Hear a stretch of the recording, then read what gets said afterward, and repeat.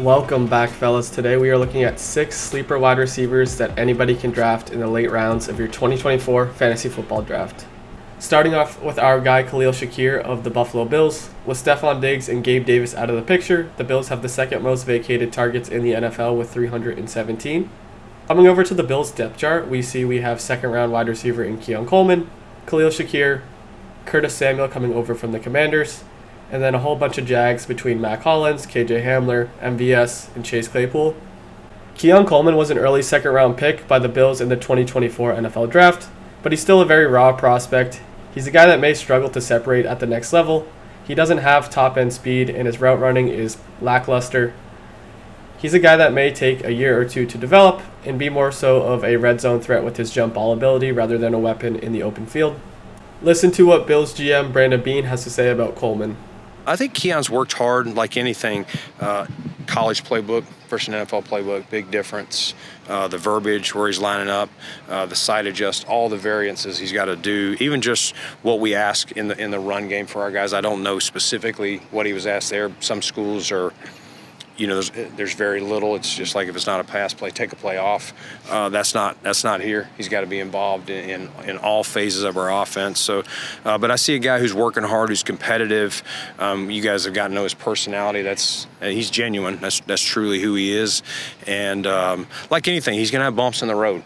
He's a rookie, and I think we all need to understand that. But I think him and Josh are working on that rapport that's going to be necessary between quarterback and receiver. Curtis Samuel on the other side did see success with current Bills OC Joe Brady back in 2020 with the Carolina Panthers, but he's failed to top 700 receiving yards each of the last 2 seasons with the Commanders, despite seeing 90 targets and playing a full 16 games in each of those seasons. He's not a guy I see threatening Shakir to break out and become the Bills wide receiver 1. Now let's take a look at why we should be so excited about Shakir in 2024. Looking at some of his numbers from last year, we'll see he played just 53.8% of snaps on the season and ran just 58.9% of routes. However, if we come over to his game log here, we'll see that it wasn't until week 8 that he started playing significant snaps here, and from this point forward, he led all Bills in receiving yards, more than Stefon Diggs, more than Gabe Davis, more than Dalton Kincaid. If we come over and look at some key efficiency metrics, Shakir was elite on a per-target basis in 2023. His 2.51 fantasy points per target ranked second in the NFL, while his 13.6 yards per target ranked first of any player in 2023. His 7.2 yards after catch per reception ranked third, and he had the best QB rating per target at 133.6. Shakir also posted a historic catch rate of 86%, the most of any first or second year player in the last decade with a minimum of 40 targets. Shakir is the only Bills wide receiver on the current roster that has caught a pass from Josh Allen. He's also the only Bills wide receiver who was able to catch a touchdown pass in last year's playoffs, and he did it twice.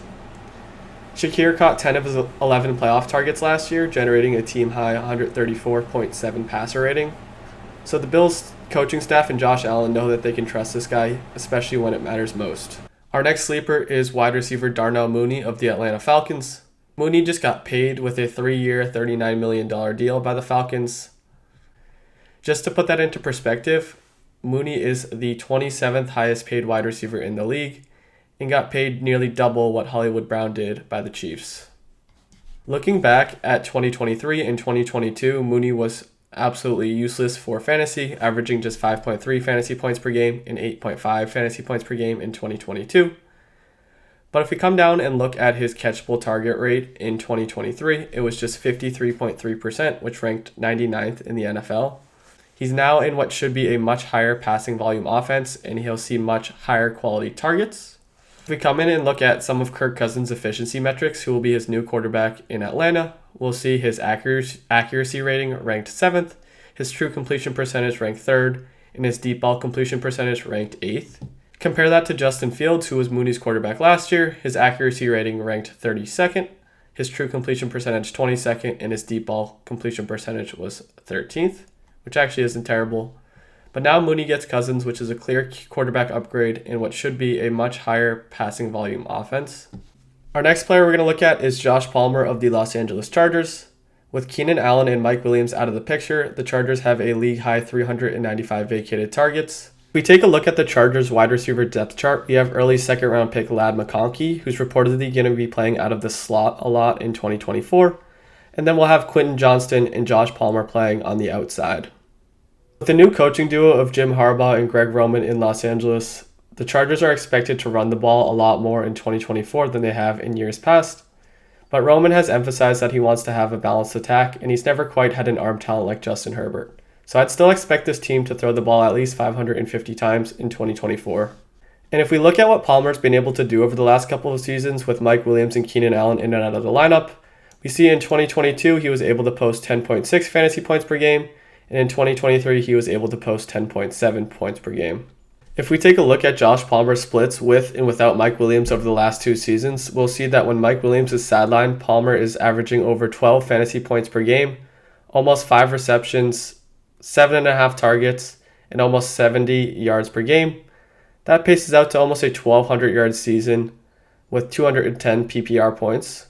If we were to get anything close to this production at Palmer's current price, then he would be an absolute steal in drafts in 2024. Next up, we have Jermaine Burton of the Cincinnati Bengals. Burton slipped in the draft to a 3rd-round pick when a lot of analysts saw him as a first-round talent due to character issues. Burton led Alabama in receiving yards each of the last 2 seasons, and now he gets to come into a high-value passing offense with 259 vacated targets and no more Tyler Boyd. The Bengals have talked about moving Ja'Marr Chase into the slot more, and that will free up a spot on the outside for Jermaine Burton. And we know that T. Higgins doesn't have the cleanest bill of health. He's missed 3+ games in each of the last 3 years, so if anything were to happen to him in 2024, Burton could be in for a monster rookie season. Between Chase moving to the slot and T. Higgins' potential injury risk, I like taking a flyer on Burton late in my 2024 drafts. The last player we're going to look at today is Dontavian Wicks of the Green Bay Packers. Wicks showed upside and flashed at the end of his rookie season last year with Christian Watson out due to injury. And if we take a look at the Packers wide receiver room, it's pretty ambiguous at this point. Jaden Reed played really well when Christian Watson was out, but disappeared in the playoffs. Christian Watson through 2 years can't seem to stay healthy. Romeo Doubs averaged less than 40 yards per game, but absolutely popped off in the playoffs. And then you have Wicks, who didn't do much in the playoffs, but popped off at the end of the year when Watson was out due to injury. If we take a look at Wicks' game logs, we'll see at the end of the season when he was actually getting some run. When Christian Watson was out due to injury, he had some solid games for fantasy purposes. You'll see first up in week 15 here, 75.6% of routes, and he had 97 receiving yards and 15.7 fantasy points. The next week he was down at 41.4% of routes, but he did catch a touchdown, so he ended with 10.9 fantasy points. And then in week 18 he was back up to 81.8% of routes, 2 touchdowns, 61 yards, 24.1 fantasy points. So 3 straight double-digit fantasy point performances to finish the year. If anything were to happen to Christian Watson, or he was able to earn a full-time role, Wicks could be a great sleeper in 2024. That does it for today's video. If y'all could do me a favor and smash the like button and subscribe, I'll be dropping videos all off season to help you prepare for your 2024 fantasy football drafts.